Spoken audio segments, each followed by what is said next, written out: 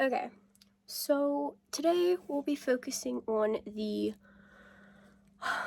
long-awaited, really late video focusing on Voyager and Gems of Autumn, books 3 and 4 of the Outlander series by Diana Gabaldon. So, books 3 and 4, what can I say? So, in book 3, the time span is over 20 years. There is a time span of over 20 years in this book.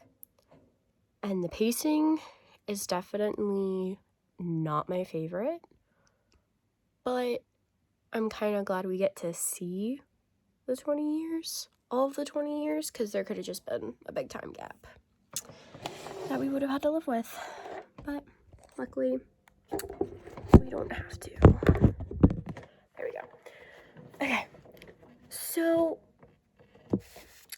basically in this one, we find out what happens after Claire goes through the stones and the Battle of Culloden. We meet more characters. We meet new characters that play a key role in the rest of the series, and we find out what happens to the previous main characters of this series. But Voyager definitely sets up the rest of the series. Character-wise, I mean, we get new characters every book, but some of the more key important characters can be first introduced in Voyager. So this is most definitely spoilers, but we meet Brianna, who is Claire and Jamie's daughter, and we kind of met her in book 2. But we meet William, who is Jamie's son, born to another woman, who gets given into the care of John Grey, who was not introduced in this book. He was introduced in book 2. But that's a key part of this as well. So then, after 20 years, Claire and Jamie get reunited because Claire goes back through the stones after they found Jamie. And they kind of try to pick up where they left off. But Jamie is married to Leary. And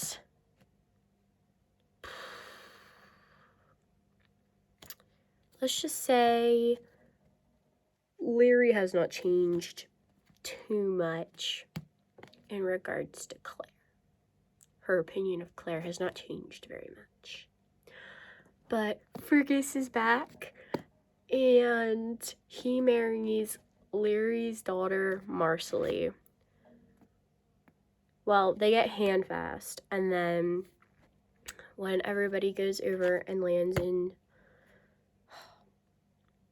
the Caribbean, I can't remember exactly what island. I want to say Jamaica, but I don't think it's Jamaica. They get married by a priest. Some of the scenes in here are definitely some of my favorite in the whole series. Really like Voyager. I like Voyager. It's a good one. Solid. And it leads almost kind of directly into Drums of Autumn. So, Drums of Autumn. Book 4. It picks up when we finally reach, because at the end of Voyager,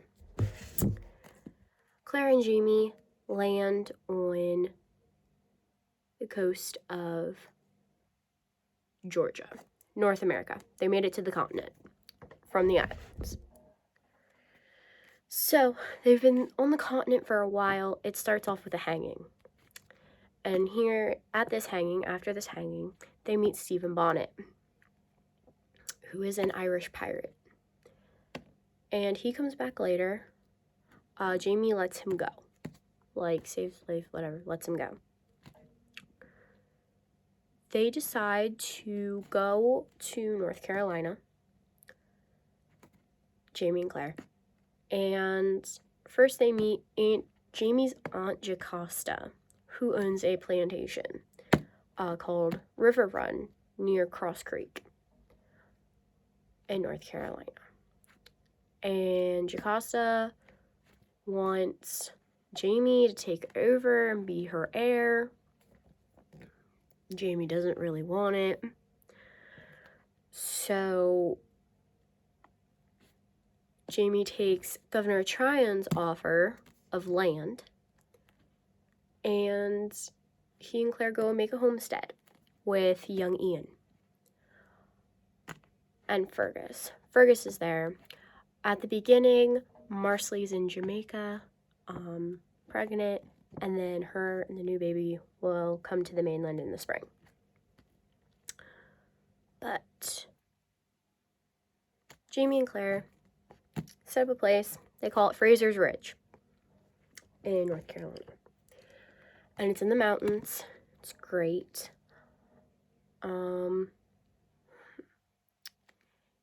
There's lots of interactions with Native Americans.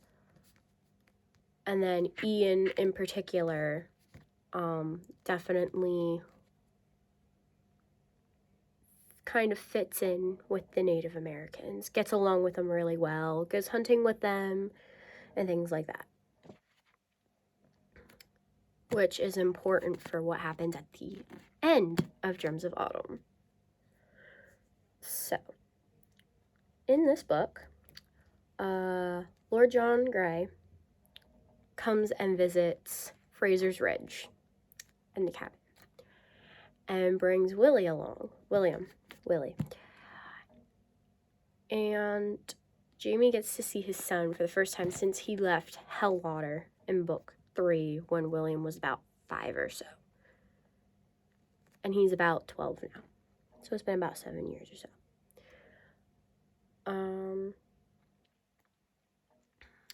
There was, when Lord John Grey passed through Cross Creek, there was an outbreak of measles. Lord John gets the measles. So Jamie takes William and goes out into the wilderness for a few days till Lord John is no longer contagious. Young Ian also gets the measles, and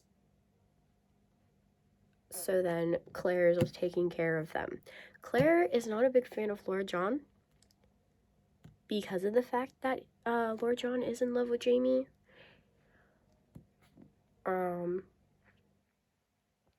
But they kind of talk it out a little bit while while she's taking care of him. But, yeah. And then come back, no one dies or anything, it's all good. And then Lord John continues on his way with William to their estate in Virginia.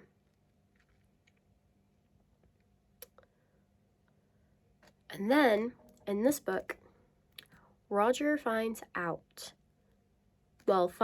an obituary for Claire and Jamie, and then does not tell Bree. He doesn't tell Bree. Well, Brianna finds it, and then she goes back into the past to warn her parents.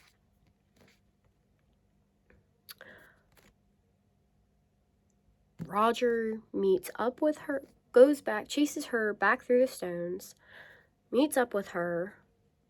They meet up in Wilmington. And then Roger and Bree handfast. And then they get into a fight because Roger didn't tell Bree. And then they separate, go their own ways. Roger goes to join up once again with Stephen Bonnet's crew. And Bree goes back to her room. Well, then Bree gets raped by Stephen Bonnet because she notices her mother's wedding ring. Her mother's gold wedding ring. And to get it, she offers to pay for the ring. She's raped in payment for the ring. So then the next day or so goes by. Lizzie gets word that Jamie and Claire are here and are there in Wilmington. And Jamie is close by. So Bree rushes down and Brianna meets Jamie. Father and daughter meet. It's great. It's a great scene. It's actually one of my favorite scenes in the show. Really great. And then Bree comes back to the ridge with them. And like the whole family dynamic's going on. Well, time passes and they realize that Bree is pregnant. But she does not know if the baby is Roger's or Stephen Bonnet's. Because it happened in the same night. So, mistakenly, Lizzie thinks Roger is the one that raped her. Gives a description. When Roger comes to find Bree, Jamie and young Ian sell him to the natives, to the nearby Native Americans, who then sell him to the Mohawk. Now, if you have a general idea on where the Mohawk live, it's generally like New York area, a long way away from North Carolina. So basically, Roger goes and to be adopted into the Mohawk tribe and meets a priest there as well. The priest eventually dies, but well, Brianna finds out what Jamie and young Ian did, and she is not happy, to say the least. Not happy at all. So Claire and Jamie and young Ian go to find Roger, bring Roger back. And Bree stays with her Aunt Jocasta. While Bree is staying with Jocasta, Jocasta is trying to marry Brianna off to a suitor, to a lot of different people. Eventually, Brianna proposes to Lord John Grey and Lord John Grey isn't completely on board with this at first, but basically Bree's like, it's just a sham at this point to get her off my back. It's like, okay. So, that's that. Jamie and Claire and young Ian find Roger with the Mohawk after months of searching. And they want to get him back. So, young Ian takes Roger's place. And young Ian thinks it's great adventure. Like, I'll do it for Bree. So, Jamie and Claire leave young Ian behind and bring Roger to take Roger back. They're not necessarily happy that they had to leave young Ian, who basically is a son to them both. To Jamie and Claire. They left the 15, 16-year-old behind to bring Roger back to Bree.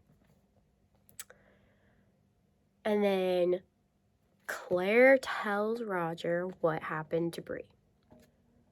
And he says he needs time to think.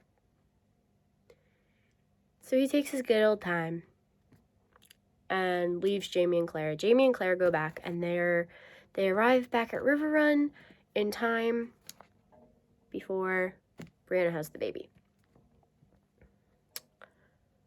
And Brianna has Jamie there with her when Claire delivers their beautiful grandson, who is nameless at that point. So then eventually Roger shows up, and he decides that yes, I will, whether it is actually my child or not, he will be my son. He is my son. So then he accepts that, and that's basically how the book ends. Well, after the baby is named Jeremiah Mackenzie, after Roger's father. But then also, well, the very ending of the story happens when they go to the gathering. They go to the Highland Gathering. And it's the calling of the clans, basically, at that point.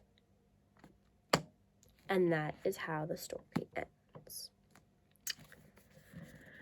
So, those are books 3 and 4.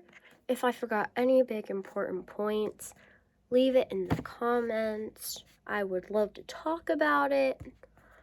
What were your favorite parts if you've read these? And currently I am reading book 5. I'm about maybe a third of the way through book 5. So then the next Outlander book video will be after I finish book 6, which books 5 and 6 are the thickest in the series. So that'll be a while. But it's 4 and 5. Until next time. Bye.